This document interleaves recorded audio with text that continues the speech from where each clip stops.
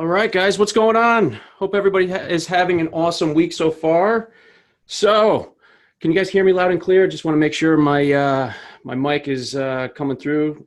You guys hear me? Just type a quick yes in the chat box. Yep, perfect. All right, cool. Really exciting call for you guys today. Got something really cool in store for you. If this is your first time checking in with us, welcome. We got one of our group coaching students, one of our Milestone group coaching students, Lucinda, who just recently got her first deal under her belt. And we're going to bring her on very shortly here today to talk about how she netted $7,500 on that deal. So it was a nice one to get started. But we're going to talk about the challenges that she had, how she went about getting the deal, and what her biggest takeaways were. So let me see if I could bring her on here. Hang tight. Let's see. Lucinda.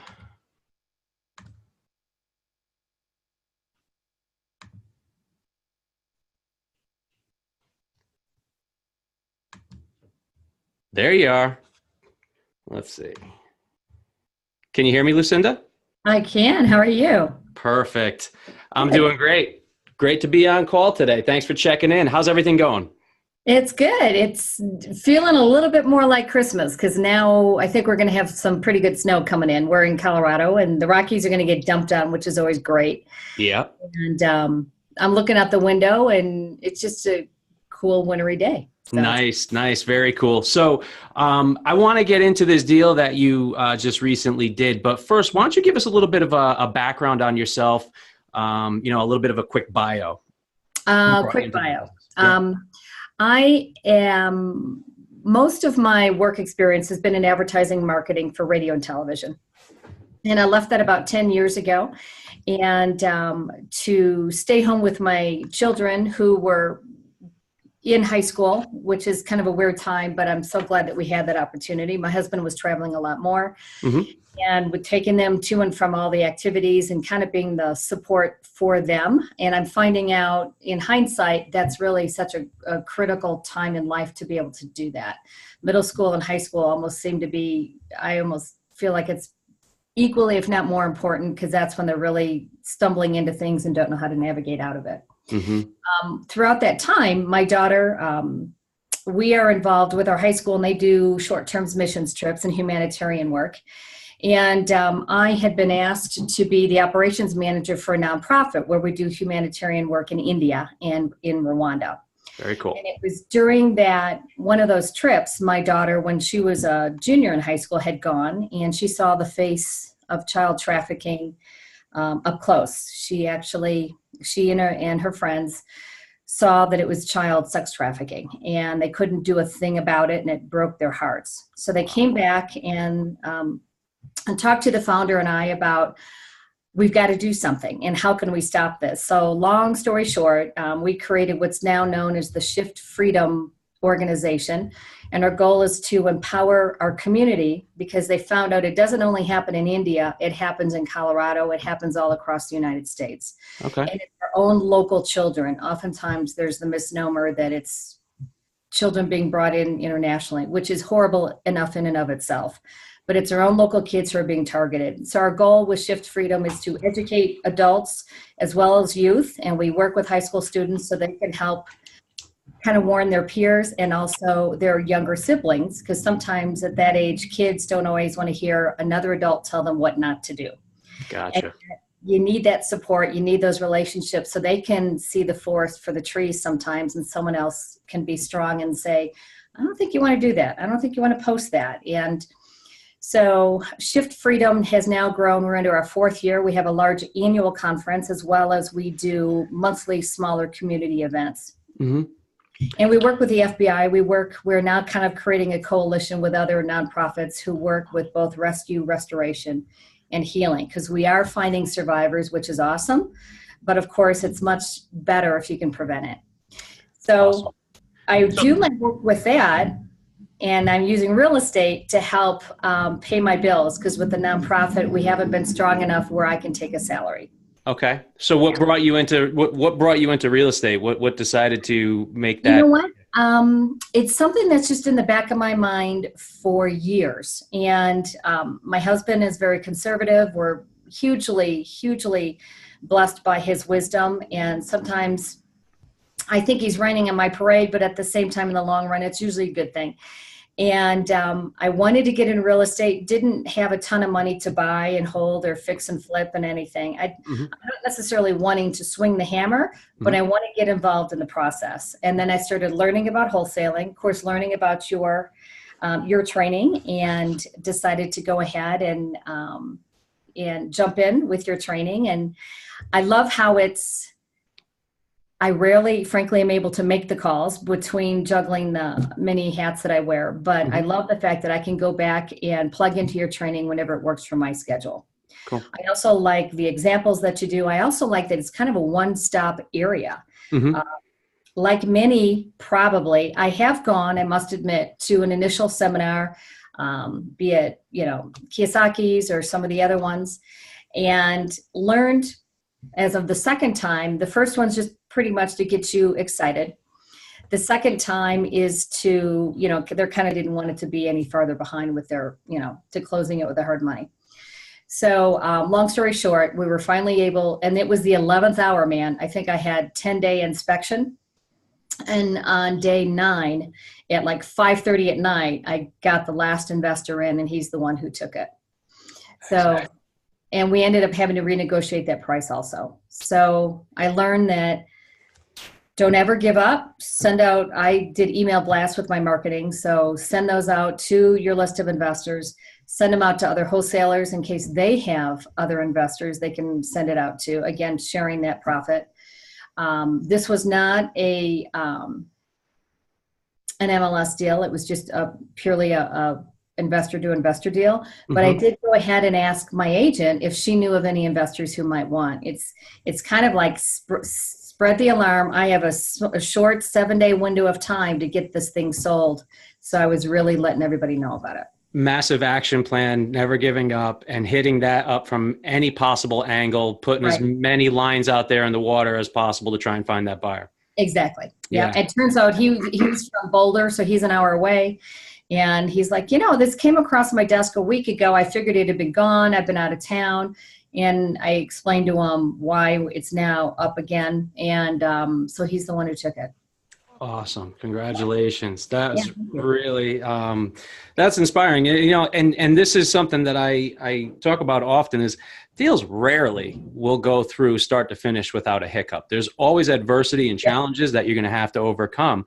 Right. And you handled that like a pro. I mean, even this, you had done a couple lease option deals before, but coming out of the gate and handling all those challenges with that deal, that was not an easy deal, and you got that done. And what do you think was the most helpful thing, that you had available to you in getting that deal to the finish line? What was most helpful, you think, to you? Frankly, you were kind of a cheerleader in the background, saying, don't give up, keep going. And that's important because when you feel like you're doing this all by yourself, you don't want to do it wrong and screw it up, possibly think you might be getting into some legal trouble or something that's more, maybe a contract you don't completely understand. So I did reach out I do work sometimes with a partner here. He has a lot more experience with it. And frankly, partnering up with him helped a lot as well. So strategic partner there, having somebody that you can call, whether it's myself or somebody, doesn't have to be me, it could be anybody, as long as, you have that guidance and the ability, that support to pick up the phone and hash out a plan and know what to do when that challenge arises is huge. I think that's where a lot of people fall short, left to their own devices and, just mulling things over in their head and not having the ability to send an email, send a text, pick up the phone, get an answer when you need it. In those situations when time is of the essence and you don't have that, deals fall apart. And I think it takes a lot to keep them together. Exactly. My husband originally, and I know some people have thought that you need to have all the experts' services available to you. And you do, to a point. But I think he thought I might have to hire an attorney to look over the paperwork to make sure it's all correct. And when you have somebody that you can reach out to, like you said, if it's yourself or somebody close or a business partner or someone that you've been able to kind of create a good working relationship with. They've got the experience, and anyone worth their salt who's been doing this a while, they know what to look for. And just being able to plug into their wisdom, and not only their motivation, but just their wisdom and their willingness to look. It's a huge, it's a blessing. It really is. Yeah. What would you say for everybody out there? Share some, some advice for anyone who's trying to get started, who hasn't done their first deal. What would you say? What advice would you give them? Don't talk yourself out of it. Don't let that inner voice get in the way. Yeah, it is so easy. Like I said, and not to throw him under the bus, that's not my desire at all. But sometimes the people around us are so conservative because of fear. And instead, tell yourself, what do you have to lose, except maybe some of your own personal time and the opportunity to maybe sound like an idiot on the phone. That's really it. You're not going to lose anything. There's no money lost. And so don't talk yourself out of it. And people would rather play it safe than have the opportunity to win and to gain. It's interesting. Someone had made a comment that, in the animal kingdom, whether it's lions and tigers and bears, the strongest are the ones who survive. And yet when it comes to humans, it seems like we always want to play it safe and to avoid potential, what we think are dangers or challenges. I call that playing not to lose versus playing to win. Exactly. Yeah. That's exactly what you're saying right there. You're right. Yeah. And with these structured, literally, there's nothing to lose. It's just your own. It's just doing it. The beauty of wholesaling, right? There's very limited risk. Exactly. Very limited risk. Yeah, that's awesome. I think, and I would agree with you there that the thing that kills people's success, their dreams, halting them from taking any action is that constant self-talk that says, what if this, what if that, how am I going to do this? I'm afraid to not know what I'm talking about. Right. And they're afraid to step out of that comfort zone. But once you do, you realize that it's not really what you had anticipated. Most of the time, those fears never even, come to surface that you think is going to happen. So it's really that self-talk. You need to manage that and learn to control that. And there's amazing opportunities on the other side of that once you do manage to step outside that comfort zone. It's right? That's where the growth happens. The few opportunities you have to earn while you learn. Right. Yep. And oftentimes we think we have to have it all together before we can even start. Yeah, and it's not the case. That's one of the things that I share and that I coach and that I teach. You're going to learn by doing, Exactly. Part of our program, we're not overwhelming you with information. You're getting your butt out there and you're actually doing it. And that's where you're really going to learn. I always use the analogy. It's just like driving a car. You could read all there is about the rules of the road and know everything there is about cars. But until you get in there, put the key in the ignition, grab the steering wheel, put your foot on the gas and get out there on the road. That's when you really learn. It's the same with real estate investing. Very true. Yeah. I had two deals that were close, but never came through this last month. And again, the partner that I work with here, he goes, in my 30 years of doing this, these two things have never happened. So he wouldn't even know enough to have warned me about them. It's just something you just, as the problems come along, you figure out and you navigate around it. That's all. Yeah. Yeah. You have to be a problem solver. You have to be adaptable. And there's always, that's really part of the juice, part of the fun of this. Makes it interesting. Yeah. Exactly. Right. It'd be boring if everything was just always goes as planned. Right. That wouldn't be any fun. No, exactly. Yeah. Yeah. You have to be adaptable, resourceful, and be, have that grit to just not give up, like you mentioned, and keep going. We got some comments coming in here. I just want to share with you. Albina says, thank you, Lucinda, for sharing your passion to help the community. I have helped support Hope for Justice, who also rescues those who are victims of human trafficking. Way to go. Thank you. Steve says, this is gold, Lucinda. Thank you for sharing. Tanya says, I learned a lot from this conversation, Lucinda, that self-doubt can be a dream killer. Stinking thinking. I like that, Tanya.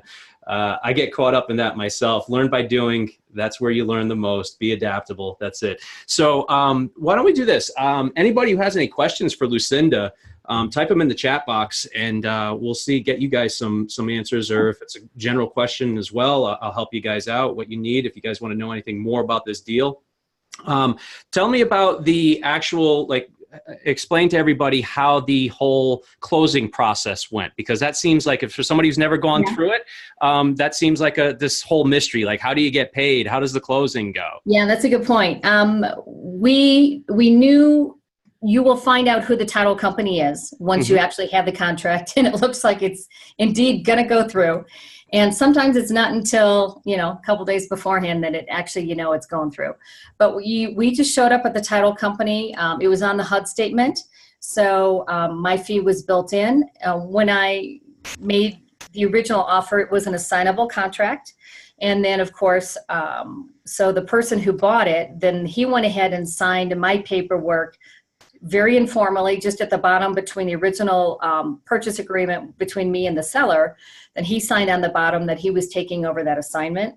Then we also had an additional document, which was creating the purchase between my new wholesale buyer and the new seller. Right. But then my fee, which was, like I said, that $7,500, was built in, and that was on the HUD statement. Got it. Okay. So let me ask you, I'm just reading some of the questions here. So yeah. And then you just got paid at closing, right? They cut you a check and that was that, exactly. Right? Very simple. In fact, I got paid at closing and then immediately went to the bank and opened up a business bank account. A business checking account. Before, I had accounts that I used exclusively just for business, but they weren't in my business LLC name. And that's when I realized, oh, wait, don't be a dummy. Just have an account with that LLC name on it. Right. Now, when you assigned the contract, let me take a step back. When you put the deal under contract with the seller, did you put up a deposit? No. No deposit. Really? What I had done, and my goal is usually and that's frankly the partner that I work with, that tends to be, he kind of steered me down that path. So the minute we get it under contract, we try and have a 5 business day after the executed contract when earnest money is due. Okay. And then we usually have a 10 business day inspection period. So my goal is to get investors in there ASAP and to use their money to pay for the deposit. Okay. So now Albina wants to know who picks out the title company, the seller, you as the wholesaler, or the business partner? It was, in this instance, it was the seller. Yep. And because the seller was also an investor, they had a relationship there. It's a newer title company. In fact, I'll use them again if I have the opportunity because they were great. But in this instance, they had that working relationship. They were familiar with assignments and how that works. Right. Yeah, and oftentimes if the seller doesn't, if it's just a regular single family homeowner and they have no clue, you're going to try and walk them through the process gently. I usually have a couple, 2 or 3 title companies that I recommend. Very good. Depending on their part of town. Explain your process now. I'm sure you've got some, this is true for any of us building our business. You have to have a good team of people that you surround yourself with. Talk about how you went out and built your team was one of the questions here. Quite honestly, probably through the Real Estate Investing Club. I got to be good place to start. Yeah. I got to start working with the person who hosted that club. He's an older gentleman. He and his wife do it together. Okay. And he had made the comment that they will take it one-on-one mentoring. And frankly, my goal in time is to do what he's doing for other people who want to learn the business. I have a personal passion in working, seeing how nonprofits have such a hard time with funding.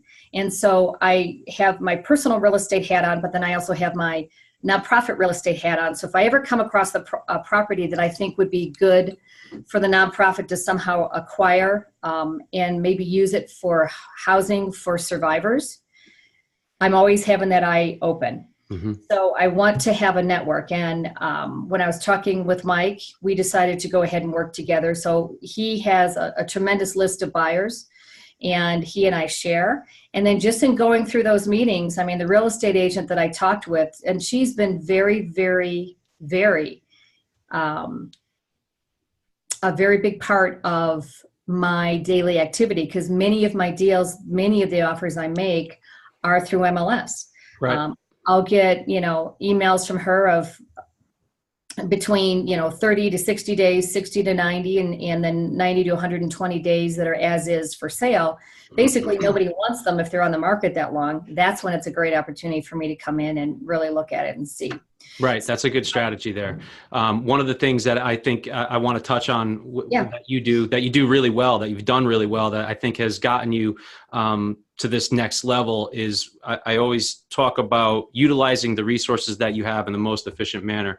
When it comes to marketing, I always say that for wholesaling, so to speak, most of the time, your best deals are going to come from off-market strategies. But where you're at in Denver is a really hot market. Yes, MLS should be a part of that, but you want to have the utilize that properly. So the fact that you're going after long DOM, long days on market, is a good strategy to have. What you have available, and you're obviously a very busy person with the nonprofit and everything. Utilizing the other agents sending you leads versus you going out there and actively prospecting, all that time and effort has allowed you to, maximize the use of your time and efficiency. Right. Yeah. One thing that I've learned is, unless I happen to stumble on it, I do not go and look at a property. Mm-hmm. Because it does me no good to put numbers at it and to figure out what to offer and this and that, and either someone takes it, or if they don't accept my offer, then I've just wasted 2-3 hours in the car. Right. So it's just, I do a lot of work on the computer beforehand, looking at those days on market, or, looking through the FSBO's, Craigslist, whatever else. That's the majority of how I'm doing it right now. Excellent. So then what are the next steps? Where are you going from here? What's the one deal that we talked about yesterday, it was an MLS deal, and frankly, I'm still surprised that I was able to get it, but it is under contract. And so it's a single family home in an older part of Colorado, or older part of Denver, that is now being completely revitalized. Mm-hmm. So it's probably the 5th house on the street. Houses 1 through 4 have all been scraped, and they're being replaced with 6-plexes, 4-plexes, triplexes. Mine, it can fit 3 row houses on there.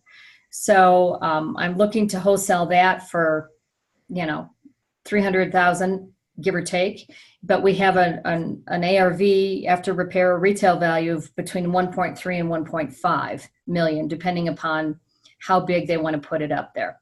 Mm-hmm. So that's under contract right now, working, of course, to market that one. My goal in working with the MLS, we had made the comment, at least here in Denver, tons of people are doing this, but for about every 20 to 23 offers I make, usually 1 will be accepted.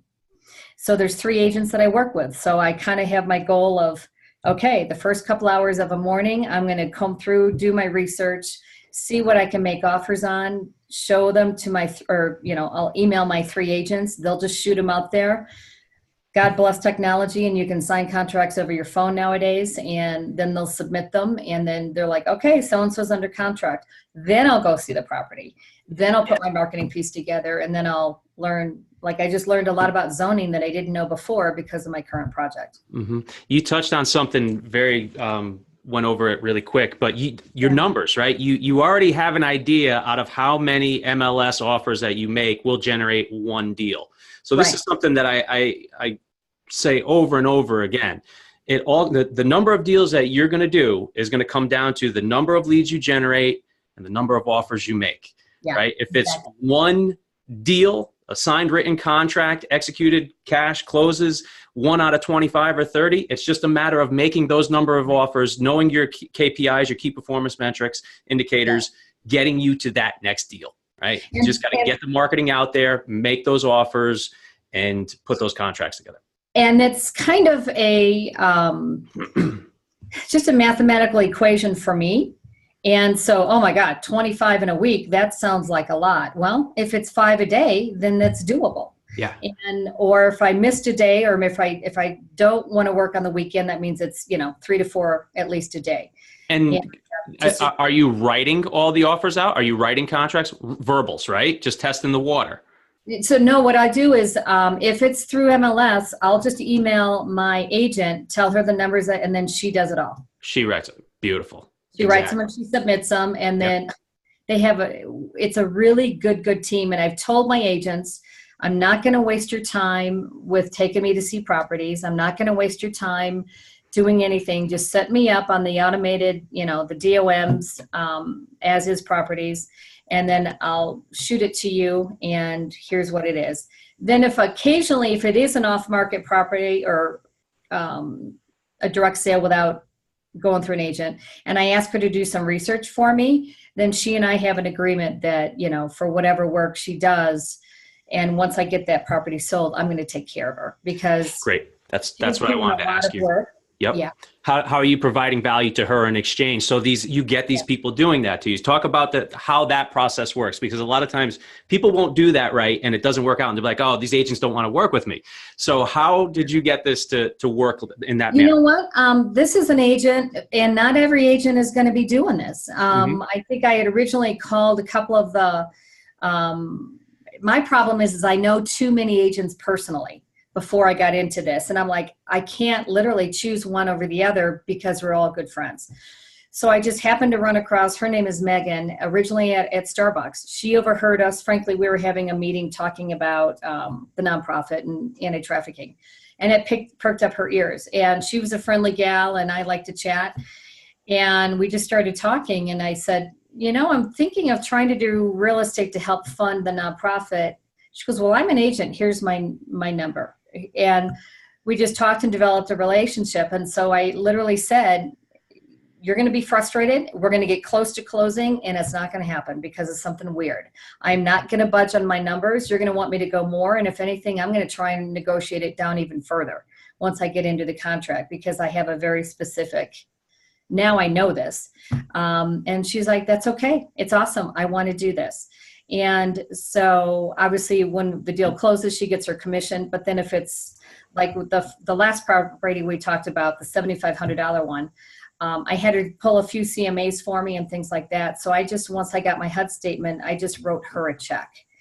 And she has a separate, in that instance, it couldn't go through her firm because the broker wasn't involved and there was no, agents involved with it. But I just wrote her a check personally, and she was okay with that. Cool. Corey has asked on the deal, was your fee written out to you personally or your company name? My company name. Yeah. That's why I went and opened up the bank account right away. Yep. Okay. Yeah. Anybody else? Let's see. Do you think it would be a good idea? Gotcha there.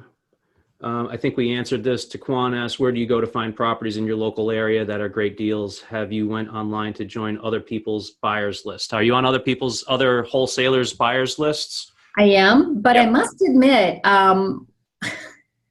not too successful. They don't really. Maybe I'm short-sighted and I'm like, well, they're blasting it out to everybody else. I'm not really looking to buy right now. And usually by the time I get it, I'm like, oh, I've got 3 meetings going on. I can't even think about it. So I kind of have blinders on, and I'm only focusing on my properties, and I have other people on my buyers list so that they can reach back to me, hopefully either to buy or they know someone else themselves. But I probably should do that more. That's a great suggestion. I think there's a lot of times where, especially as you're developing those relationships with those investors that you have, that could be a free lead for you right there. If it's something that, obviously these other investors, these wholesalers, granted, a lot of times they're putting out stuff that is not always a deal. So you would have to vet that. True. But when it is, if you have somebody on your list, you have that relationship there, could be another, a free deal for you. That's right. No marketing costs involved in that. It always helps to have those relationships out there. The more people, the better, that are feeding you leads, more opportunities you can create. And also, I think it's good now that you say that, the more that I'm reaching out, it just keeps my name in front of people and it shows them that I'm active. Yeah. Yep. Absolutely. And here's another thing too. When you're out there and you are crossing paths with the other investors, these same people that you come across, you kind of know who the usual suspects are. you can create strategic relationships there that where you're not competing against each other on particular deals. I face this all the time in my market, right? So I know, like, when I'm going out and I'm meeting with a seller, if I see another investor's marketing piece on the table, or if I approach that subject with the seller and say, hey, listen, do you have, are there anybody else that you're meeting with, or have you had any other offers? I'll try and get that information out of them and see who they're meeting with. And if it's somebody that I know, I'm going to have that conversation with them and say, listen, hey, I just met with Mrs. Smith. Right. I know you guys are going to be putting an offer on that too. We're probably both going to be going to the same investor or whatever. Why don't we partner up here, see what we can do? And instead of us, competing against each other, we'll make it a win-win type scenario. So this way, the seller doesn't leverage you as the investors against each other. You can work together. And, like you said in the beginning, 50% of something is better than 100% of nothing. Yep, exactly. Yeah. Yep. All right. Awesome. Let's see. Anything else here? This was great, Lucinda. A lot of information. Yeah. Yeah. All right. Terrific, guys. Anything else? If you want to type in the chat box, we're going to be wrapping up here shortly.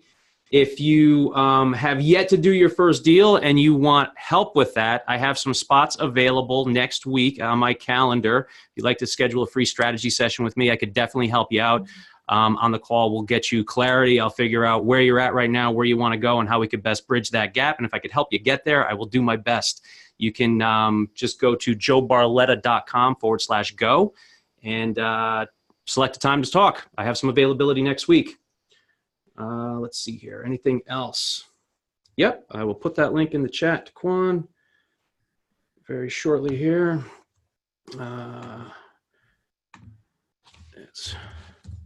And Joe, afterwards, there's a unique idea. Excuse me. There's a unique idea that I'd like to share with you that we're working on. Sure.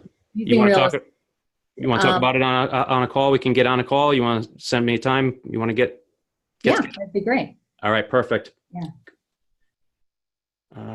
All right, guys. I think we're going to wrap it up here. There's nothing else coming through. And thanks for checking out this call today. I hope you guys got a ton of value out of it. And you guys have a great weekend.